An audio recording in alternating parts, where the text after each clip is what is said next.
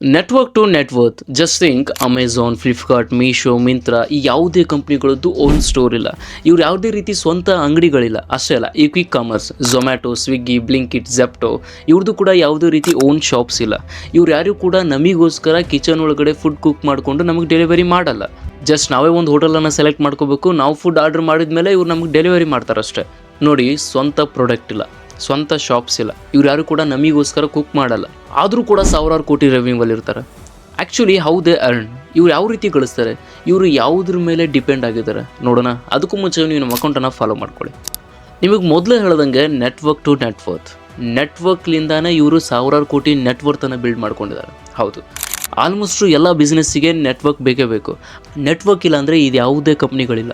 ಯಾಕಂದರೆ ನಮಗೇನಾದರೂ ಒಂದು items order ಮಾಡೋದಾಗಿರ್ಬೋದು, ಫುಡ್ ಆರ್ಡರ್ ಮಾಡೋದಾಗಿರ್ಬೋದು, ಏನಾದರೂ ಆರ್ಡರ್ ಮಾಡಬೇಕಂದ್ರೆ ಈ ಅಪ್ಲಿಕೇಶನಿಗೆಲ್ಲ ನೆಟ್ವರ್ಕ್ ಬೇಕು. ನೆಟ್ವರ್ಕ್ ಇಲ್ಲ ಅಂದರೆ ಈ ಯಾವುದೇ ಬಿಸ್ನೆಸ್ ವರ್ಕ್ ಆಗೋಲ್ಲ. ಸೊ ಇವರು ಪೂರ್ತಿ ಡಿಪೆಂಡ್ ಆಗಿರೋದೇ ನೆಟ್ವರ್ಕ್ ಮೇಲೆ. ನೆಟ್ವರ್ಕ್ ಮೂಲಕನೇ ಇವರು ಸಾವಿರಾರು ಕೋಟಿ ನೆಟ್ವರ್ತನ್ನು ಬಿಲ್ಡ್ ಮಾಡ್ಕೊಳ್ತಾ ಇರೋದು. ಅಷ್ಟೇ ಅಲ್ಲ, ಈ YouTube, Facebook, Instagram and more ಇವರು ಕೂಡ ಯಾವುದೇ ರೀತಿ ನಮಗೆ ಎಂಟರ್ಟೈನ್ ಆಗಲಿ ಅಂತ ಹೇಳಿ ಓನ್ ವೀಡಿಯೋಸನ್ನು ಕ್ರಿಯೇಟ್ ಮಾಡಲ್ಲ, ಓನ್ ಸಾಂಗ್ಸನ್ನು ಕ್ರಿಯೇಟ್ ಮಾಡಿ ಅಪ್ಲೋಡ್ ಮಾಡಲ್ಲ. ಆ್ಯಕ್ಚುಲಿ ಇಲ್ಲೇನು ಗೊತ್ತಾಗುತ್ತೆ, ಒಂದು ಸಣ್ಣ ಡಿಫ್ರೆನ್ಸ್ ಬರುತ್ತೆ. ಅವರು ಯಾವ ರೀತಿ ನೆಟ್ವರ್ಕನ್ನು ಯೂಸ್ ಮಾಡ್ಕೊಳ್ತಾ ಇದ್ದಾರೆ, ನಾವು ಯಾವ ರೀತಿ ನೆಟ್ವರ್ಕನ್ನು ಯೂಸ್ ಮಾಡ್ಕೊಳ್ತಾ ಇದ್ದೀವಿ ಅಲ್ವಾ? ತಿಳ್ಕೊಳ್ಳೋದು ತುಂಬಾ ಇದೆ. Just follow me.